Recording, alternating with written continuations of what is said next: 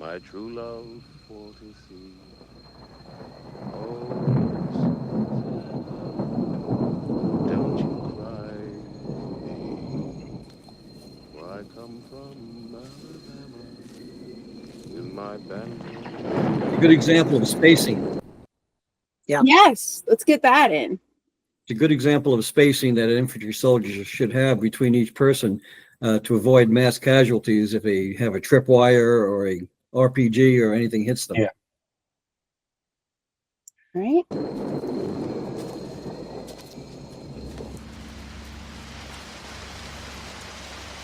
Oh boy.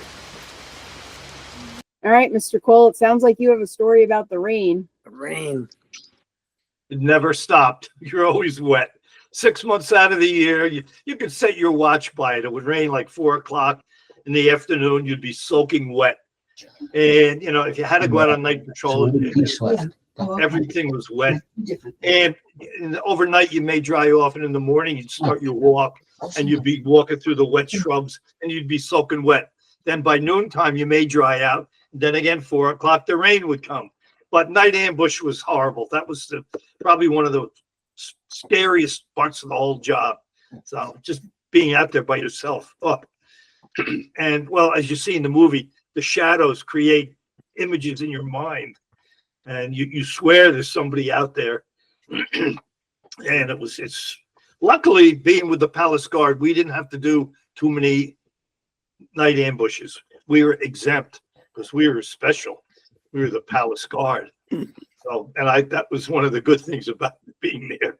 So anyway, yep, the rain was something. 6 months out of the year, you were wet and miserable, muddy, mucky.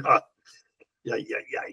And since this is for educational purposes and we've stopped on a nice screensaver, would somebody like to tell us about that gun? The M16? The M16. That's what we were given, and that's what we used.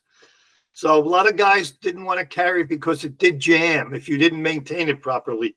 They were too, I would say, perfectly made. Typical American engineering, the expertise, everything was so perfect, but it was too perfect. Whereas the old AK-47, the choice of the enemy, you could throw that thing into a mud pit, take it out, and it would still fire. But it was a rapid fire weapon that we had. It was a small round, lightweight, which is the best thing about it. And you learned to survive with it. But a lot of guys wanted to carry the old heavy M14. I'm sorry, with a wooden. It was a 7.62 round, and it was much heavier, about 14 pounds, I think. I forget exactly. Yeah. But they preferred that over the M16. Yeah, we had the M14s. Yeah. Because of the M16 jamming issues that happened earlier in the war, we had a 20-round magazine, but we never put 20 rounds in the magazine. We limited the magazine to 19 rounds and to have reduced the possibility of jamming. But the irony is, and when I went through basic training and when I was in Germany, I never had an M16. I trained on the M14. I didn't see an M16 until I got to Vietnam. So you had to be trained on how to break it down, how to clean it, and maintain it. And that was probably the case for most guys. They didn't see an M16 until they got to Vietnam. That's exactly right. Right. And again, reverse for me, because I was in later. I didn't get in the Army until 1969. I trained on the M16, and that was my primary weapon. When I went over there, that's all I had. I had two of them, but that's the nature of where I was. Permanent defensive position on top of a mountain. Different. Did not go out on ambush like this. Yes, we swept the mountain, but we were back in at night. We would sweep the mountain, that we would do, but we'd be back on top in the middle of the night. Permanent defense. So it would be odd. I would look down and I would think like guys like Mike, because Mike was in the 25th, and even though I'm 23rd Artillery, I'm with the 25th guys, and I always used to think and look down from the bunker and say, like, what would I rather be? Would I rather be here on top of the mountain, or would I rather be down there on missions, on search missions? And I used to think, what did they think? Would they rather be on top? And for me, and I talked to Keri about this, and I'd say, like, I would rather be down there And here's the reason, Mike, and this is war and how crazy your logic becomes. The reason why I wanted to be down there is because at least down there you had extraction. You could call in for extraction. There was no extraction for us. We were it. There was no way out. You're on top. It's you fight, you die, or die. We couldn't call in birds to get extracted. So this is the perverse thinking and thought process that you have, no matter where you are, no matter what your job is. It's always these weird, abnormal thought process that goes through your mind. Always. The grass always looks greener on the other side. Perfectly put. Yeah. Yeah. Weird. Anyway, Pete, did you go to Nui Baden when you went back to Vietnam? No, we did not. That was a trip we made, and it was kind of cool. Yeah. Because I walked around that mountain all my career over there. Yeah. But to go up on the mountain was pretty neat. That was interesting. We incorporated the items that we experienced with the 101st Airborne. For instance, we walked up Hamburger Hill. Okay. And I say walk because now there are steps, not very good steps. Right. Yeah. There are steps. So we went about 2/3 up, and we went to Camp Evans. We went to Da Nang where the hospital was. So we went to Khe Sanh. So we went to the areas that we had experienced. Yep. Beyond the normal places you visit. But one of the few nice things about the monsoon season is if you're in a secure area or if you're in a base camp, we had no plumbing, so there's no showers to go into. You got a 55-gallon drum. Yeah. So you just simply take your clothes off, go outside, soap up, Right. let the rain rinse it off, put your clothes back on, and go about your business. So it did give you the opportunity. That rain was cold. I don't care. That rain was That's cold. That's a stretch to find something nice about the monsoons, but that's about the only thing nice about it. Right. It was so interesting because, like Mike said, the Vietnamese knew exactly when the monsoon was going to come. Like in the area I was a couple of times, it was nothing but the brown and the red dirt and everything like that. And all of a sudden you look up and you see a bunch of Vietnamese walking with these little bamboo fishing poles. What the hell you got a fish for? There's nothing here. Oh, yeah, you get fish. And they used to fish for the mudfish. There's a Vietnamese name for it, but mudfish. And they would just come up right out of the mud. It was unbelievable. And then when the monsoon, like maybe a week, when it really did rain and some of the places really got flooded, then all these women would come with these big baskets and everything like that, and they'd be trapping the mudfish and everything. It was unbelievable. It's something I've never seen. Yeah. Mike, did you go on Newbie by then early? Were you up on top? No, we never went on top. We had a rock crusher, a quarry. The engineers ran a quarry at the base. Most of the mountain was all big rocks and stones. Yeah. And we never went up. I didn't even know that there was we knew there was antennas up there. Yeah. And I never knew that there's a pagoda up there. Yeah. And about halfway up, which you go visit now, which is very interesting. So no, we never went up. So early on, we were supposed to do. I told Ricky, I'm not sure if I even put it up there, but it was Newbie Baden was the top of the mountain was Mountain Yards and Special Forces. Right. The 25th was, and then they had a massacre up there. I don't know if the 25th was up there. They lost not then. It was the Green Berets back then. That's what I meant. Yeah. Awful. Yeah. They did get up the mountain. Oh. Yeah. It was one hell of a trip, that's for sure. Boy, oh boy. Yeah, and that's how we got our water, though, to wash our clothing or to wash ourselves. We had a kind of like a catch basin that we put in, that the engineers, I guess, built in there. And we relied on the monsoons to fill it with water so that we could wash our clothing. But in the dry season, you just weren't able to. Life and death, water. All right. I think the part we wanted to get was the scene where Gardner passes away, right, Rick? Yeah, Trying to I'm getting it there and I'll share it. Because it should be kind of like right after Charlie Sheen sees them when I think Junior falls asleep. Okay, I got it. I'm just going to rewind it back a little. All right, then I'm going to share it with you guys. Which is what Mike was talking about earlier. you had to stay awake, and the guy fell asleep. Very difficult to stay awake. It was. All right, so I think I'm at the part where Charlie Sheen gets hit along with the FNG Right. Gardner.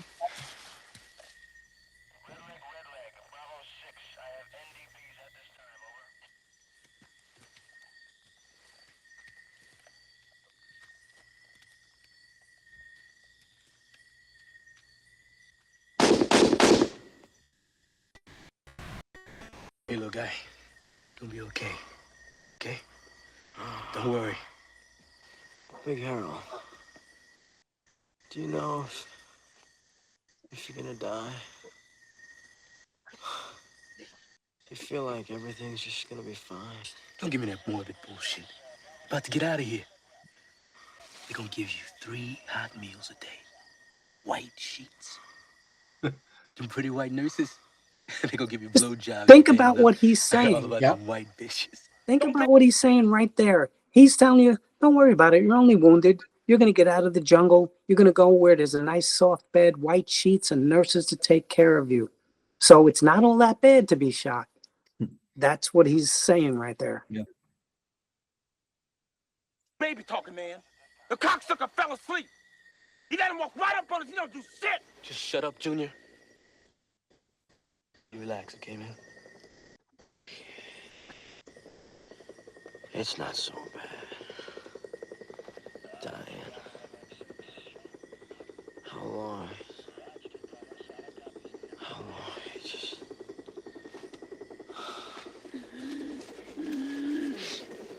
Come on, bird's on the way, man. Hang in there. You're gonna make it. Yeah, he's got a sucking chest wound. Yeah. Come on, Gardner. Hang in there. You're gonna make it. Come on. Don't quit. Come on, Gardner. Help me. Don't give up.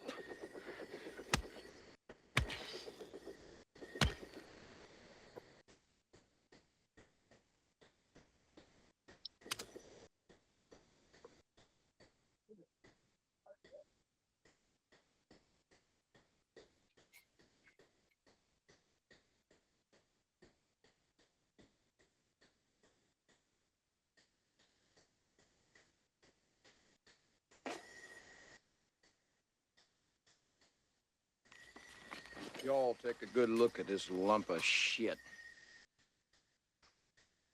Remember what it looks like. You fuck up in a firefight and I goddamn guarantee you a trip out of the bush. In a body bag.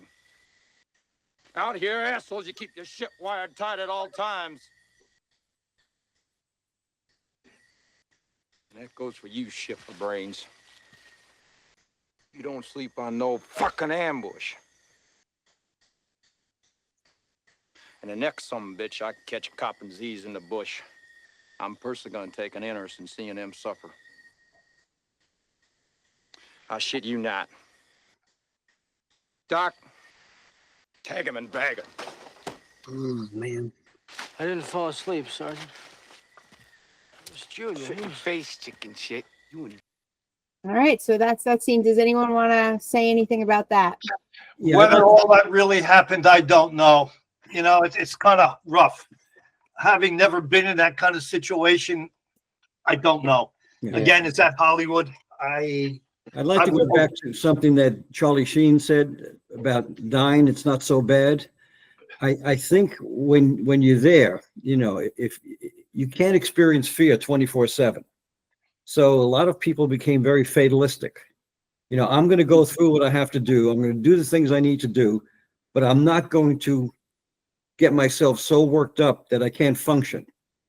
So it's not that you want to die or get hurt or get injured, but you say to yourself, I'm going to ignore that possibility. And if it happens, there's not much I can do about it.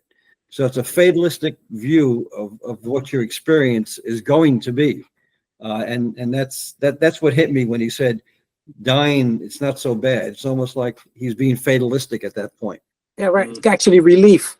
Yeah, to some extent. Yeah. And in that scene, it seemed to me that Barnes knew that Junior was the one who fell asleep because he does He that. knew. at the very end, he confronts Junior directly. Right. So I think he knew that it wasn't Charlie Sheen or Charlie Sheen's character Taylor who did it. Right. Right. All Yeah, he right. wanted to drive that point home to everybody, though. Yeah. You know, this is what happens. This is real. This is what happened to the new guy. And you could tell the other guys, they were just kind of like, I'm glad I didn't get to know that guy. Mm-hmm. Yeah. All right. That's a hard scene, but we got an easier scene coming up. Charlie Sheen returns to the base camp. He catches up with, let's see. But if you're a Mike, you had night guard, you know. I know I did, you know, overnight, and you don't fall asleep. Your nerves are on edge. You fall asleep. You're out there, you're walking all day, then you stop and you got to go out and stay awake. It's not easy. No, it's not. Hard. We did it. Our squad fell asleep. That's another story for But another day. When you did that, like for us, I don't remember if it was 2 or 3 hours max that we would pull guard, you know, at nighttime. It was, Right. I don't remember, it was either 2 or 3. I don't remember exactly which one it was, for that very reason, because you could handle 2 hours, you know, and then you'd pick the next person. It's his turn to get up. And even then you didn't go back to sleep because you're always afraid, is that guy going to fall asleep? And am I going to die because he fell asleep? So you really don't sleep. You don't sleep. It's like all of us. We didn't sleep for a whole year, you know. But that's a hairy situation. Can I go back to a question that Mike asked me about Nui by then? Yeah, Yeah. go ahead. I did go there. Oh, you did? And I don't know if I don't think it existed when you were there, but they have cable cars now going up to the Yes, top. they did. I've got pictures. Yep, So we actually did go, and they have a huge Buddha at the very top of the mountain. that's right. So the Something I answer is forgot. they Yep. must spend $1 billion on putting that Buddha up there, and we did go up by cable car. So I just wanted to correct that item. So you know what I was wondering? You know, I was Contain it. wondering, like, if I go back up there where I was, and would I be allowed to bring pictures of what it was like when I spent my year up there? Because what it was like for me, and now it's obviously a tourist place or a tourist destination now, would the Right. government or would those officials allow me to bring them up there either as a gift? I'd make copies either as a gift, or would they not allow it to say, no, that's propaganda? You know, I don't know. I don't know. There's a big, huge tower up there now, right? Yeah. Pete? It's Yeah. almost like the Eiffel Tower. It's It's- not like the little towers or Right. antennas that you guys had. It's a They actually- huge. Yeah, they actually have Huge. 2 cable car systems going up to the mountain. One goes about 2/3 up, one goes all the way Right. to the top, and they've We got never they got this Buddha that's enormous, and they Oh, live- they have one Happy going there to when the I top? went. Okay. Oh, I We didn't only know went that. about 2/3 where that cave was. yeah, And the temple was in there, which whatever. we went So- to the top. Yeah. Okay. So that cave, Mike, Beautiful that cave view. is, Oh, Mike, you know the cave you're talking about? So in that Yeah. cave is where we found 500 hospital beds. Right. In a That's huge right. cave. Yep. It was a hospital. That's what they Yeah, it used. was. It was an enemy We never hospital. knew it was there. It was around the backside, I believe. Yeah, right. I mean, that Yeah. whole area was just a hotbed all around that Right. mountain. So anyway, there we go. And a word to future sponsors. If you'd like to sponsor us, we'd be happy to take you on our field trip to Vietnam. Oh, Yeah. absolutely. I don't know if I want to go back. It's unbelievable. Saigon is it's just amazing. it's All incredible. high rises and everything. It's really something. Yeah. But yep, if you get a chance to go. It's a beautiful country. Mhm. It is a Absolutely. beautiful country. We're dreaming big on this podcast. Send us back. See, now you could have this reaction channel in Vietnam, literally live from Vietnam. Here we are. We're in Hamburger Hill. We're in Cu Chi in the tunnels, or on top of the mountain. We could find Chuck's tower. I often wonder where some of those towers, you know, they never, the enemy never took a tower down. And everybody, I never understood that. sometimes because I get that question often up here. Like if you did that, I think they knew that they were going to win. Why take something down where you're getting communications and all? The only tower that was up by the Michigan rubber plantation one time, there was they blew up a Vietnamese tower, and that was it. They never touched. Even when the mortar rounds come in and the rockets, they really all the main bases, whether it was Benoit, Long Ben, Tay Ninh, Soc Trang, and all those places, they left the communications there. I think they knew, and they had such incredible and all around, like Mike said, and everything, all around Saigon and Chowan and everything. You would think, why did all they did was get intelligence.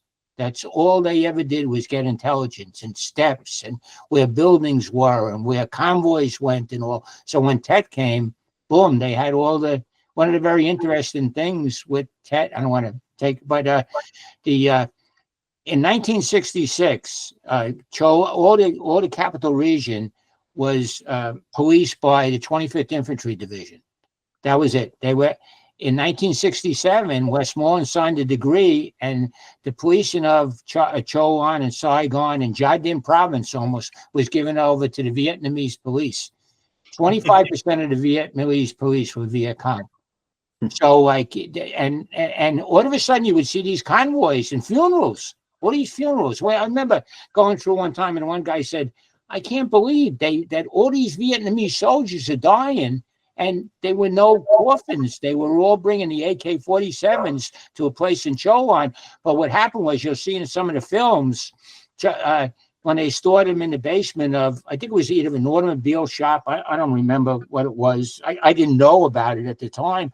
But the termites got to the stocks of the AK-47s. So, if you look at a lot of the pictures during Tet, when we were fighting, you'll see the Vietnamese with wraps around where the stocks is. They wrap towels and everything. They had no stocks for the AKs. That is wild. So it was like, it was nuts. Absolutely insane. Anyway. All right. Heard here first. Towels wrapped around AK-47s. The next scene is the best part. It is. Because it's not in smell-o-vision. All right. Okay, so I'm going to share the screen. Chris Taylor has just came back from his hospital stay. Yeah. And he joins up with King, who has got a case of beer. And then they get this duty. I'm clicking on the wrong screen.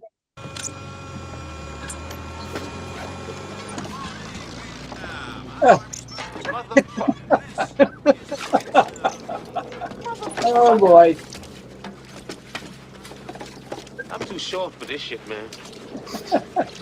They're always fucking with us. No letter. Politics, man. Boy, I can smell it now. Oh my God. All right. So for our unaware viewers, what is going on in this scene? Take it away so much. Go ahead, Mike. They're eliminating human waste. They didn't have a good treatment plant, so they burned it. I mean, the first time I was in Vietnam was in the 90th Replacement Center. Right. And in the morning, you see these columns of smoke. Right. I said, what the hell's burning? They're all over the place. Then you learned what they were doing. That's how they think about it. I believe they still did it in Afghanistan. And I think when they were there, they burned the shit still. Yeah. And they burned the garbage. And that's a problem today. So Burn pits. that's another lucky thing being the Palace Guard. We never had to burn shit. So it worked out. Unbelievable. What a smell it had. That's the one smell I wish we could bottle. And I hate to, at our museum and, just spray it around so people know what it was like. So kerosene burning with human waste. Unbelievable. Very unique. Yeah. Here's a plug for the museums of the Marines. They actually have that smell now in their new exhibit on the most recent wars. Yeah. They're making biscuits. It's a thing. You don't remember when we were kids, you'd be able to buy the bottle. There was a bottle, and you'd open it up in classroom, and it was like, I don't know, it was just it smelled like, yeah. Oh, And you yeah. put a few drops, and everybody's like, Yeah. "Oh, he shit his pants! Oh, he shit his pants!" That's you city slickers. I grew up in the suburbs. That's all we had to do, though. Yeah, we had to stay out of trouble some way, Mike. That was a good way to get out of class from the nuns. Oh man. But yeah, with the detail though, I know there was a guy in my unit. We had a first sergeant that a lot of guys did not like, and my friend went at night and he threw a frag in his tent, and as he turned around to run away, the guy had gone to the shitter, and he turned around and he just ran right into the first sergeant who he just tried to kill. So his detail for his whole tour, permanent shit burning detail. That was his job for the whole year. That's all he did. And I would walk by and I'd shake my head. I'd just look at him and say, oh, man. Hey, but he wasn't out, he wasn't out in the field though. He wasn't, digging a foxhole every night. That was in the field. Some guys like that. And he had it down to a science. He had like a little paddle. He had like a little oar, that he would drag it out with. And he used a combination. I think it was diesel and jet fuel, if I remember right. Like that, because diesel is too hard to ignite, so you needed jet fuel to start it. Gasoline was too dangerous. Yep. Exactly. So it was diesel and jet fuel, and he had a paddle, like a little oar, and he had it down to a science. Guys. He had it, really. This guy was so fucked up. Guys when he came to us one day and he says, "Oh, you got to check this out." And he had. It was a half a 55-gallon drum. First of all, they took a 55-gallon drum, they cut it in half, and now you had 2 shitters. So he took us out one day and he said, "You got to see the crap that somebody took in this thing." This is how sick this guy was. He made a crap like this. It was the size of a boa constrictor, and in the bottom of this shitter, and he's going, "Jesus Christ, what the guy did, the daddy?" And we're hysterical, laughing like, "This is what you think of during your day because." All you got to do is burn shit all day long. So he actually formed one that must have been 6 foot long, real fat. Oh, it was just, Lord. They used to take the new guys and they would add too much JP4 to it. Yeah. And then you knew, and you go up there and light that thing, and oh my God, then you'd be They used to stack them up, and they'd get the fire to set the whole outhouse on fire. They didn't know. They just poured had no idea. Oh, jeez, whatever. Yeah. The things we did for fun. Whatever. That's a great scene now. People scratch, they wonder, what the hell's going on here? But we all knew. We knew. That goes back to what you said from the very beginning, our first segment, like when you stepped off the plane and the smoke and the smell, like what the hell is that smell? Yeah. Yep. Mike, when you went, Mike and Pete, when you went, did it still smell the same? Well, when we went back, no. No. 2004? No, it was beautiful. 5-star resort. You didn't have that sense. That's totally different. Totally different, right? Yeah. Just curious. They had sanitation now. Exactly. They do. But when you were going through the countryside, so let's say you were on your trip, you were going through the countryside from where you were, did you still see the squad on the side of the road? Were they taking a crap on the side of the road? No, I didn't see any of that. I think they've got. That was a rare treat. I think they managed to get plumbing through most of the rural areas. They do. Yep. They still got the mud huts, but not like the old days. So yeah, it's quite the place. If you ever get a chance to go back, we lost our youth there, so you should go see what it's like today. Yeah. It was. I mean, even in '67, I said this is a beautiful country. It really is, and the ocean's beautiful. Very lush, very green, and the people are very friendly, very kind. Yes, they are. Yes, they are. They actually love wonderful us. People. Yeah, really, really kind, generous. Yeah. All right. Was there another part? Because I think the guy from California says something else about short timing. Oh, the count back. How you guys kept track of counting. Oh. The short timer calendar, I mean? Yeah. And he talks about being more positive and don't say how many days you have left, how many days you've already experienced. Yep. She tries to switch it so, for the guys who still have 300 days left. Yeah. I keep doing this where I'm clicking on the screen. And O'Neill, he's got his nose so far up Pop's ass, he's gotta be Pinocchio. Other than that, in a wake-up, a pause for the cause, and I'm a gone motherfucker. Back to the world. I hear you, man. Back to the world. No shit. 92 left to go. April 17th. D-Road, man. Home to California. I'm sitting outside, checking out the babes on the beach. The surfing's gonna be good. Was how much time you got left. That was a big ribbing point, you know, for new guys versus guys that was short, you know. And you know, it's funny, the first time when I got up to the mountain and I had to go down, the first chopper I took down to Tay Ninh, and when I'm walking through Tay Ninh, now I was, I guess, maybe a week in country, maybe 10 days in country, and you know, your clothes is just that olive green, you know, and I'm walking up, you know, trying to find the aid station, I think it was, and all these guys that are walking past me, they were all yelling short, short, short, and I remember saying to myself, if one more motherfucker calls me short, I'm gonna blow him away.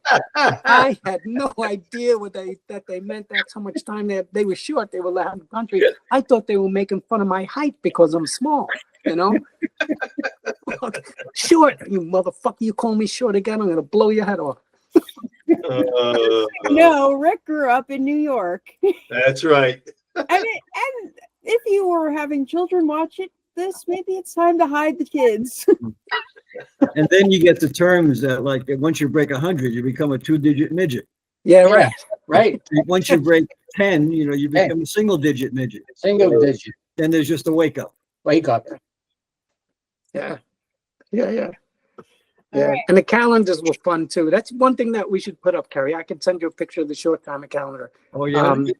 Yeah, because I think I gave you guys a lot of them. I had the originals. I had some original blanks, and I had the one, of course, that I drew in, colored in, and the one that I had, because there were different short timer calendars.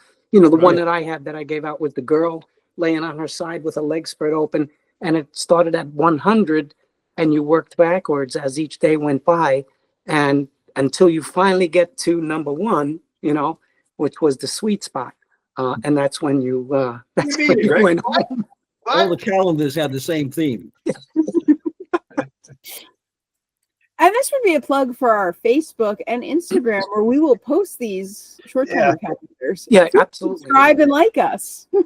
Yeah, but I've seen others. Somebody else had another one. You know, a lot of guys, Mike, the one that I had, I think was kind of in our area where we were.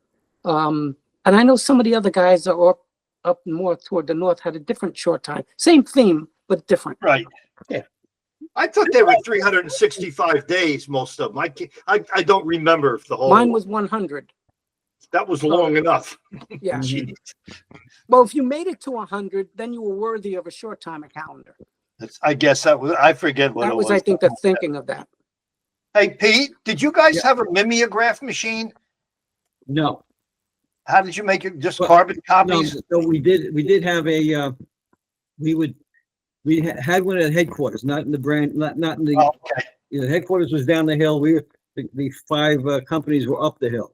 Okay, I couldn't remember. I just, one of those stupid things. I don't know why. So we would type things up in the morning report and other things we had to do, and then bring down and get copies made if we needed copies. We often didn't need a lot of copies to things. You know, 1 maybe. Yeah. Well, the short time calendar we needed. That's what we needed. Somebody ran them off because everybody had them. Right. Yep.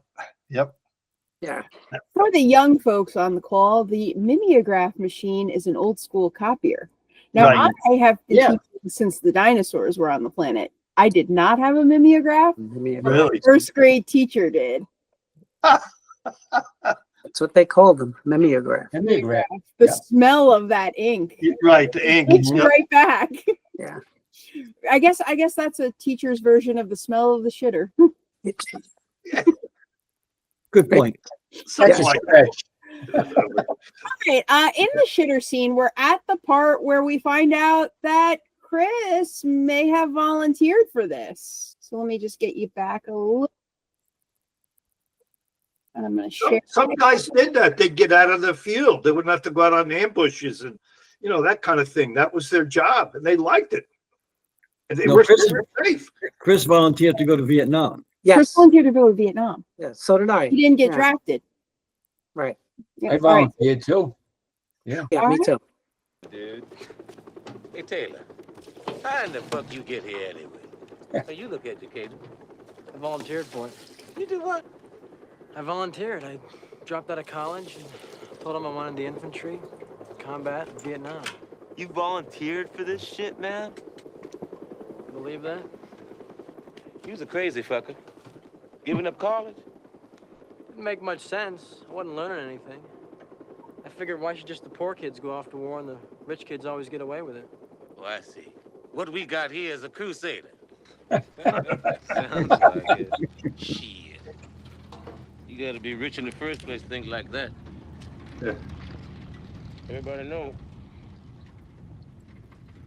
The poor always being fucked over by the rich. Always have, always will. All right. I will let you guys take that away. If who wants to jump in and who volunteered and who got drafted. Chuck, you go first. Oh, I volunteered. I think I told a lot of the guys know the story. I was going to Staten Island Community College and with 4 guys, and we knew that the draft was around, and none of us were really upset about that. And it was sort of a rite of passage growing up in the old neighborhood in Brooklyn. Everybody was either World War II or Korea, and if you didn't pretty much volunteer or do something, you probably would look down upon. So we made a decision, 4 of us, what we were going to do. And it was a Thursday. And on Monday, when we got back together again, we were going to say what we did. So we all went, and 2 of the guys enlisted. Actually, Bob Seamer was the neighbor of one of the guys. Some 40 years later, I mentioned the name. He said we lived right next door to him. Wow. Ronnie Mosky and the 2, Ronnie and Charlie Gento, they both went in the Navy. And Tony Cachese went into the Air Force, and I went into the Army. When I told them I went in the Army, they thought I was absolutely nuts. And I volunteered. I was kind of I was a street kid like Ricky, and growing up, and we come from a very poor family, and I volunteered to go airborne. And I actually volunteered first to go in a night site because of a family situation home. I wanted to somehow be close to home because my dad drank a lot. And then they changed I said, I'll go airborne. And then the guy called me up. He said, we got this new thing. It's called microwave. And so I went that way. And I volunteered. We were in the 2nd or 3rd week in school in Fort Monmouth, and we kind of knew we were going to go. And the guy walked in and said, how many here would like to go to volunteer? And we had Vietnamese in the class too, but almost all except 2 guys raised their hand and said we would go to. Now, I really didn't think about it that much. And to be honest with you, I had no idea where Vietnam was. I had no clue where it was. That's my story. Mm-hmm. I signed up to go into the Army for 3 years, but I didn't sign up to go to Vietnam. I actually signed up to go to Germany, and they did in fact send me there. And then with about 15 months left on my tour, I came down on what was called a levy. That my name came down, and I was going to be transferred from Germany to Vietnam. So it wasn't kicking and screaming, but nor was it volunteering. Yeah. Good, Mike. I was just a number. I played the game. I rolled the dice, and I won. So I did my 2 years, and that's it. Yeah. So you were drafted. I was very lucky. Guys around me got killed, wounded, and here, I'm standing there. But I just played the game. I didn't try to fight the system. There's no sense. You just make yourself more miserable if you try to fight it. So I just did it. I lucked out. I'm very lucky. Yeah. So here I am. All luck. Yeah, it was all luck. And I volunteered. After high school, I did volunteer to go in like Chuck. and like Pete. And you know, back then, remember with the recruiter, so you had your guaranteed school. Pete should have been around when you were there, right? You had guaranteed school, and if you enlisted, they guaranteed you 1 year of service of your choice. Mhm. You know, out of the 3. So when I volunteered, my choice duty for the 1 year guarantee was Vietnam. That's what I did, and we went in. It was again like kind of like Chuck. We went in a buddy system. There were 3 of us, me, my friend Bobby, and my friend Eddie. And we went in because we were guaranteed to go through basic training together. And we all went in after, toward the end of the summer, we had this the whole neighborhood, we had this huge fight. It made the newspapers, made TV and everything. We fought a motorcycle gang and we won, and 2 of them were killed. So, you know, my parents were like, yeah, it's time to get out of this neighborhood. So, and we all said the same thing, like who was dying from drugs, who was overdosing, who was getting, there was so much fighting and it was just insane. So we said, yeah, we'll go in. So we go in and we enlist. And I went to my school we went to Fort Gordon, and I get my school for the radio. And my friend Bobby had a different, I forgot his MOS, but he got his school. And I was just talking to Keri about this. And my friend Eddie, he signed up to go in the tugboats because he had a hook to get into the tugboats out of Brooklyn. So he figured, let me go in the military. This way I won't get drafted. I'll get my experience on the tugs in the Army. And then when I get out, I'll just go into the tugs, out of New York. That was his whole plan. So we go there, and then we get our AIT, and I get my school, Bobby gets his school. And Eddie, they send my friend Eddie to LERP school. And he's like, and he's arguing with them, and he's going, no, I'm supposed to go to tugboat school. And they said, yeah, that school started last week, and you missed it. The next time it's going to come around is 6 months from now, and you're in the Army, and we're not going to wait 6 months. So you're going to LERP school. So he goes to LERP school. Now we all come home. We all happen to be on leave at the same time, right before I'm going to Vietnam, right before my friend Bobby's going to Germany. And of course, Eddie gets Vietnam. And so we're home on leave. And the last night we're hanging out in the bar. We're partying because I know I'm going to Nam. Bobby's going to Germany. We don't know if we're going to see each other. Eddie's going to Nam. And Eddie tells me and Bobby that he says, I'll see you guys. He said, I'm heading to Canada. Huh. And we said, what? And he said, the Army screwed me over. He said, I'm supposed to go to tugboat school. I did not sign up to be a LERP. He said, they fucking reneged on their contract. He said, I'm not going, I'm going to Canada. So we said, we don't hold anything against you. We wished him well. And he did. He went off to Canada. We did our thing. And, I went to Nam and came back, and Bobby went to Germany. So Eddie, he stayed in Canada. And then was it 1974 or 75 or something like that, when Ford came in and he granted conditional amnesty to all those guys that avoided the draft. But that was, you had to come back and you had to do 2 years of some type of federal service, community service or something. But in 77, when Carter granted unconditional amnesty, listen to this, my friend Eddie comes back from Canada. And he turned himself in and he said, I'm here. I want the amnesty that's granted. And they said, no, that's for draft dodges. You're considered a deserter because you left the military. You're in the military and you've gone for years. So he went to Fort Leavenworth, Kansas in prison for the remainder, but they were kind, for the remainder of his service. For 2.5 years, he went to Fort Leavenworth. Then he got out with a dishonorable discharge. And he lives I'm still in touch with him. He's still a good friend of mine. He lives in Pennsylvania now. And the whole story of that is we all understood each other, and we all understood his decision, and it was up to him what he wanted to do. And we didn't think less of him for going to Canada, even though he was in the Army, because to us, we went together. We went to that recruiter together, and they guaranteed him that school. And they said, no, you're going to be alert. So we understood why. Did I agree with it personally? No, I think he should have went. But he was a good friend, and I understood his decision, So this is kind of things that we all went through during that war. And it's just, to us, like, what do we always say? Just another day. Don't mean nothing. you know, something that we got through. Yeah, that was crazy, crazy story. Watch this channel enough, you'll adopt some Vietnam lingo, like don't mean nothing. I find myself Mean saying nothing. it all the time. All right.